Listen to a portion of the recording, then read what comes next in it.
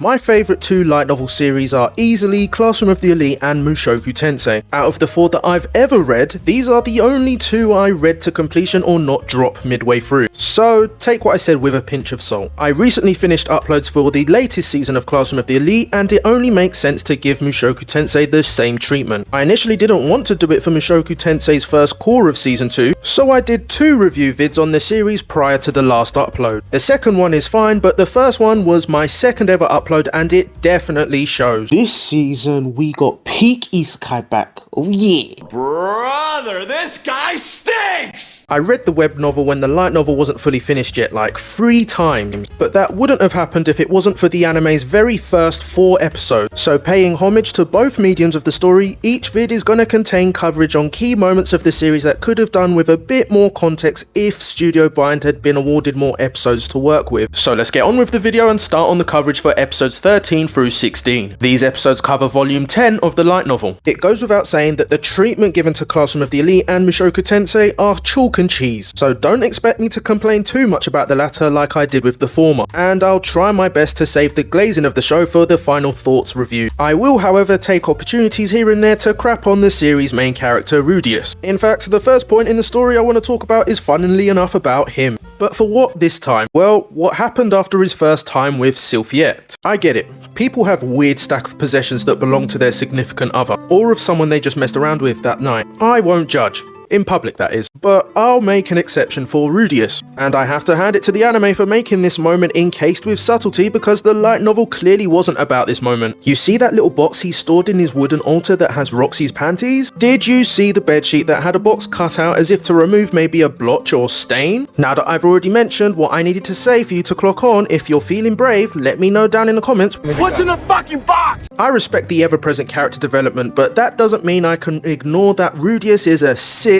man, and he's got the cheek to claim himself to be a gentleman in front of the 2 people that he's previously groped. Okay, rant over. I'm not gonna do it every time I bring up a despicable Rudeus act, maybe every 3rd act. Next point. Just a brief one. Any of you Dragon Ball fans? Well, if so, you and Rudeus have something in common. Nanahoshi is aware of that show, but not of Sailor Moon, even though she likes her light novels and manga. This is kinda weird since the web novel started in 2012 and she was aged 17 before getting transported into the MT world, and both anime shows aired their last episodes a little after she was born. So assuming that Japanese TV shows were still running their shows, Nanahoshi must have had a really closed off childhood. After the scene between the 2 otherworlders, in the light novel, this is where Rudeus met up with Ariel, Luke and Sylphiette and ended up proposing to Sylphiette. I'm not mad at the change. Heavily implied the epilogue scene of episode 12 and onwards is the same day, but the epilogue scene might have actually happened as it did in the light novel and was just a cutout to round off the first core. Next we have the house acquirement. A lot got skipped as you can imagine. In the light novel, Rudeus was looking for a large house for a cheap price. Relatable. He stumbles across the house he eventually visits in the estate agency's books. The reason for the low price for value is that curse. The last tenants were found dead the day after, filing for a complaint about a loud creaking sound in the middle of the night. After a request was sent to the Adventurers Guild as an E-ranked job, the party that took the job were also murdered. With no other party wanting to take the job,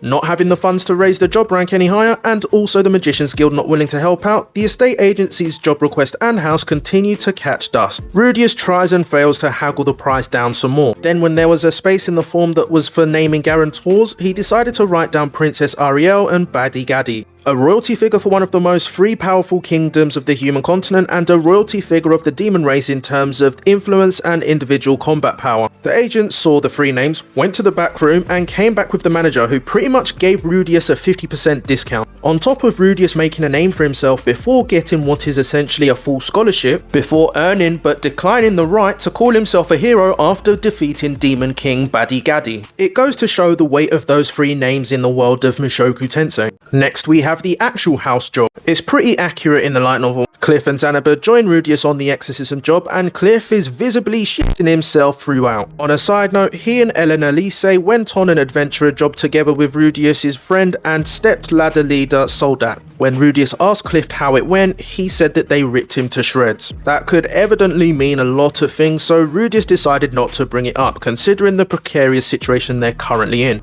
They made sure to stay the night in with at least one person on the lookout. Cliff heard the noise in his watch shift, which prompted them to check everywhere. They checked the basement last. After they found nothing there, they returned back to the same room where they set up base. It was when Rudeus looked back towards the corridor that he saw the doll at the top of the stairs. In theory, Rudeus can make short work of the doll, but he's worried about damaging the house more than anything. That's why his attack was subdued and didn't have any effect on the doll. In the light novel, it took a lot longer for the doll to eventually go to sleep, like we're talking minutes. The textbook or manuscript they find, along with the casket in the hidden room at the basement, is all written in a different language. One that Rudeus, a man who knows 4 languages, not including the Japanese or any other languages he knows from his previous life, can't understand. So this means that it's one of the 2 other known languages of this world that he didn't get time to study, or even a more obscure language. It was likely that the doll was programmed to wake up at night. However, it was trapped inside the house after the estate agents decided to seal it off after the last adventuring party assigned to the job were murdered by the doll. When Xanaba broke the door open, the doll was able to do its usual night routine. This explains why Cliff heard the same noises that were in the initial complaint about the house, but the party of 3 and the doll missed each other. The doll's straightforward programming took it from basement to ground floor, out to the garden, and the party carefully checked the house starting from the top floor. The doll must have followed the boys after its garden check was done. This was the conclusion that Rudeus came to. Next point, renovating the house. The artisan that made the renovations was called Balder, friend of Talhan, the same dwarf that was a member of the Fangs of the Black Wolf adventurer party before it disbanded. It was a chapter that was a nice change of pace, but not necessary in the anime, so I'm not miffed at that being removed. Next we have the wedding prep. The only moment I really want to bring up is Rudeus and Sylphiette's shopping trip. Well, mainly the trip to the robes shop. The buffs of the robe he eventually chooses is accurate. It's resistant to poison and acid is thanks to the robe being made from the hide of a lucky rat in the demon continent. Points for subtle implications on Rudeus' grueling 2 years in that place along with Eris and Ruija. There were buffs on the other 2 robes he tried out. Obviously it didn't matter since he didn't pick them, so respectfully, Studio Bind didn't want to waste the extra 10 seconds, which is fine, cause now geeks like me can tell you guys. The first robe he tried on was made from the hide of a rainforest lizard, which is supposed to be water resistant. But with his experience of defeating the rainforest lizards with water magic, Rudeus wasn't enthusiastic about it. The enchanted effects of weathering a sandstorm in the camouflage robe made from the hide of a great earthworm in the Begarit continent wasn't what put Rudeus off, it was the camouflage theme. The one that Sylphiette suggests and Rudeus later buys is said to be popular with the older crowd. Yeah, there are a lot of references in the story that imply that Rudeus has old man habits and mannerisms. As we know, some are funny and of course some are disgusting. Next we have the wedding reception. Again, the show did a good job of streamlining things along. I'm just going to be filling blanks or making comments. We'll start off with Elenise's big reveal. Not really much to say here,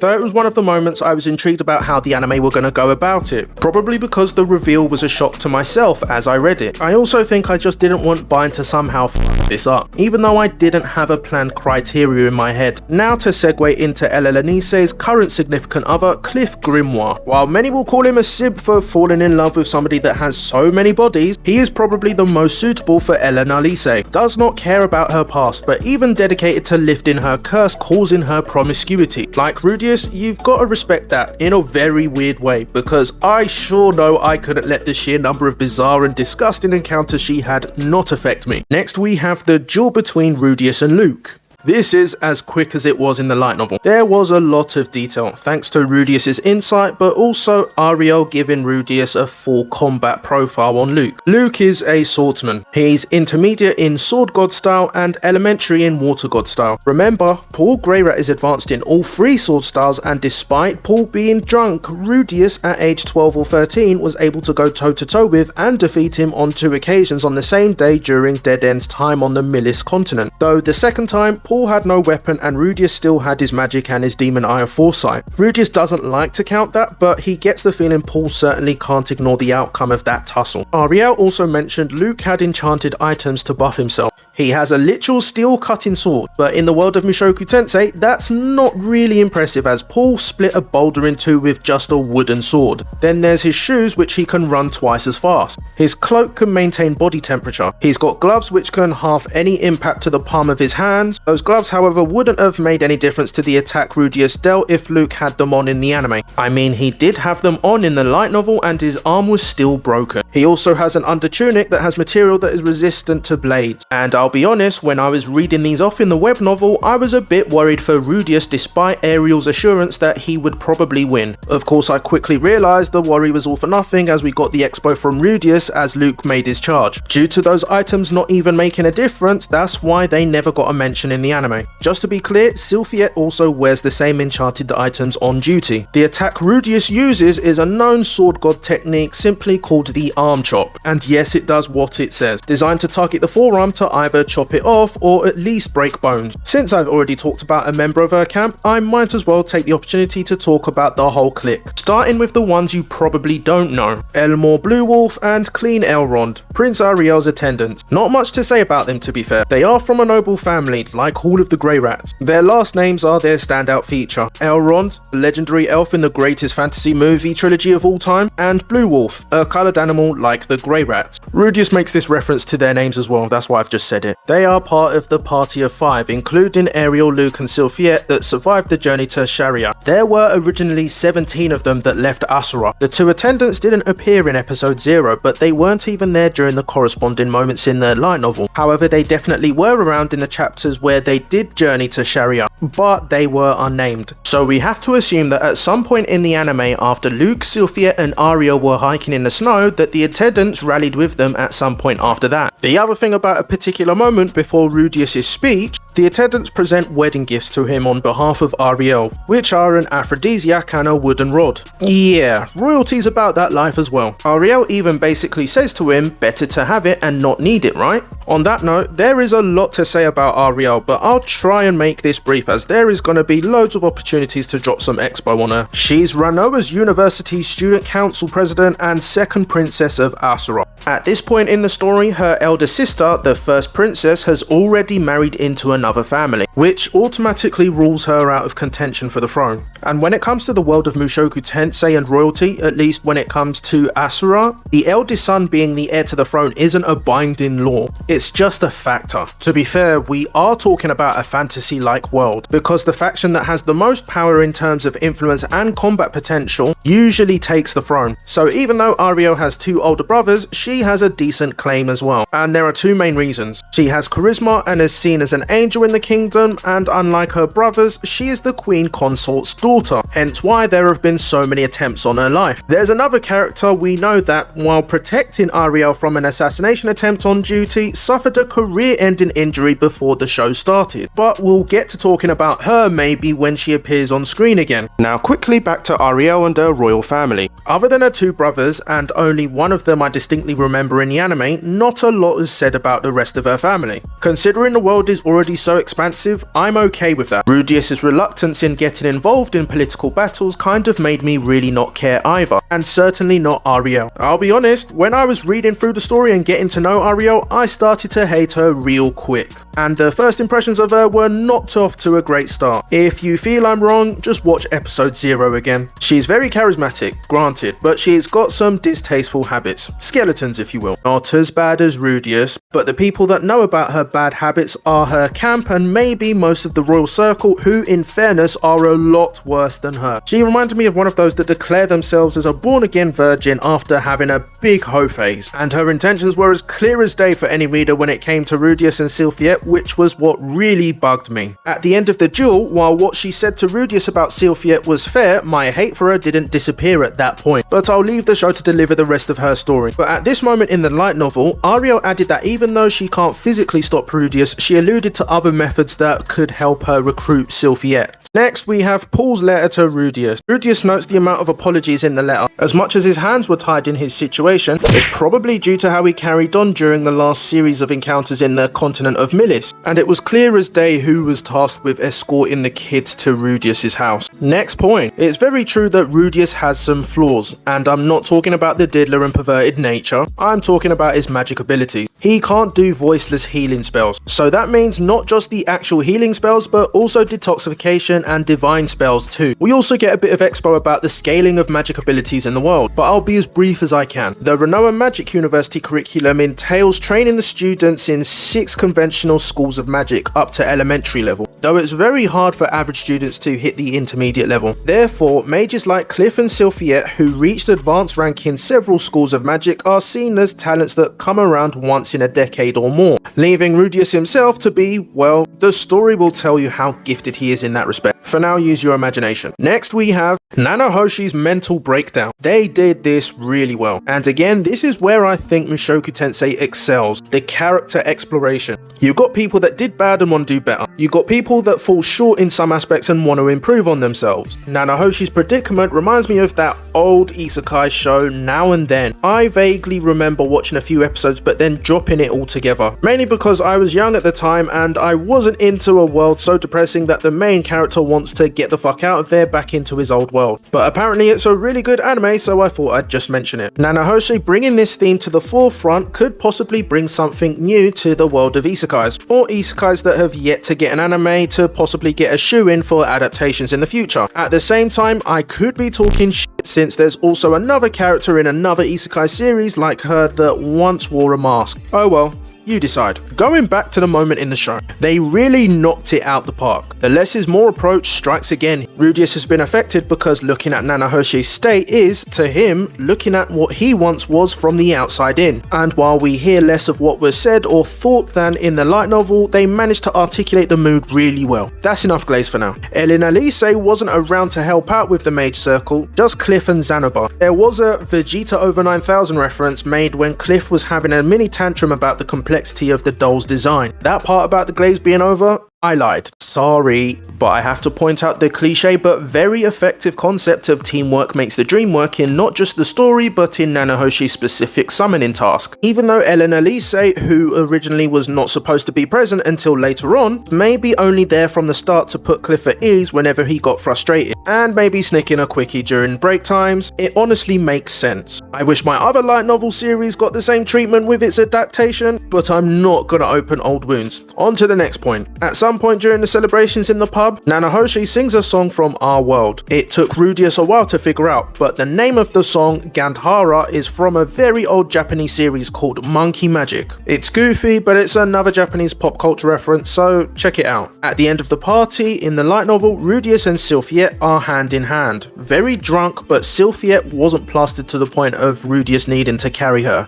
And after hearing noises towards their house, Rudeus asked Sylphiette to cast detoxification magic on them. Now thinking about it, I don't think I've seen detoxification magic in the anime. I don't know, something to maybe look out for or even put down in the comments if you've seen it already. They of course find Aisha, Norn and Ruijud at the house. With Aisha's genius-like intelligence for her age and Ruijud's third eye ability of finding beings that are not in sight, they were able to locate his house. And I know this is like the 4th person to be called a genius, but Aisha is really smart. No gas here, all from Paul. What Anime Ruijud says is accurate, but just a skim over. She was the main reason they got here early. Overnight carriage travel is rarely available to the public, probably because it's just too dangerous to ensure the safety of everyone unless there are skilled bodyguards versed in combat or magic, which of course costs a lot of money for commercial travel companies. However, merchant travelers kinda have no choice because, well, they are merchant travelers. They need to be active to trade in the day, and it's just more effective to move at night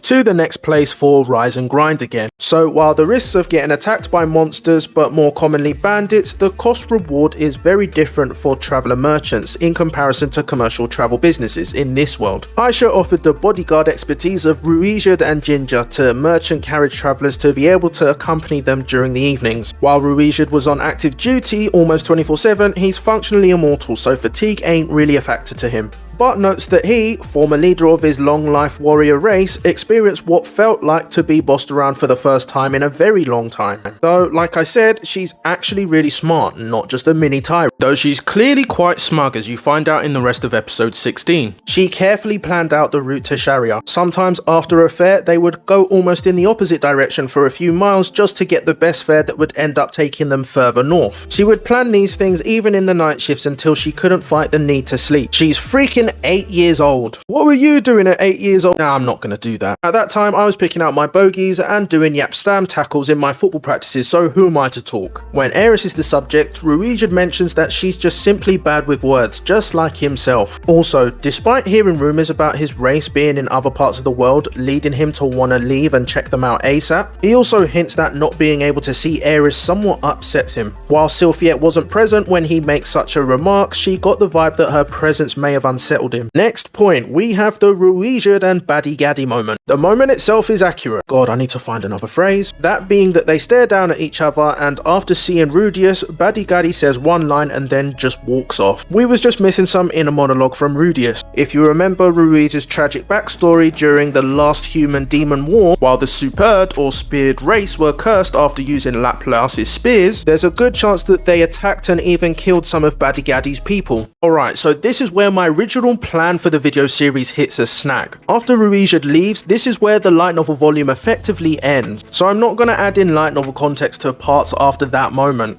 That's for the next video, but I'll say that it mainly did a good part of streamlining the part of the story. Some parts were left to be desired, but other parts I am so glad they decided to not include. At the same time, the subtle signs that were there in place of the deplorable moments, I understood them and the urge to self-simulate was raging. So honestly, no major complaints, though I might change my mind after giving it a couple read-throughs as the next episodes play out. Also, from since Rudeus enrolled at the university to this point in the light novel, the perspective has already shifted to a character we haven't seen in a while twice. And though Studio Bind decided to change when we actually see them again in the anime, I'm not mad at the change as it keeps the current arc of Rudeus' family flowing while I'm still very much looking forward to the familiar face of the series all the same. This is still a very good adaptation to the story so far, but we've still yet to see the whole section of the story through. That's all I have for now. Please look forward to the video covering the next load of episodes in maybe a month's time. Again, nothing else planned for the series other than the story coverage, but with a few suggestions in the comment section below, I might change my mind. If you enjoyed the video, please leave a like. It helps these videos get pushed out to others like yourselves, and I'd really appreciate it. Thanks for watching, have a blessed one, see ya.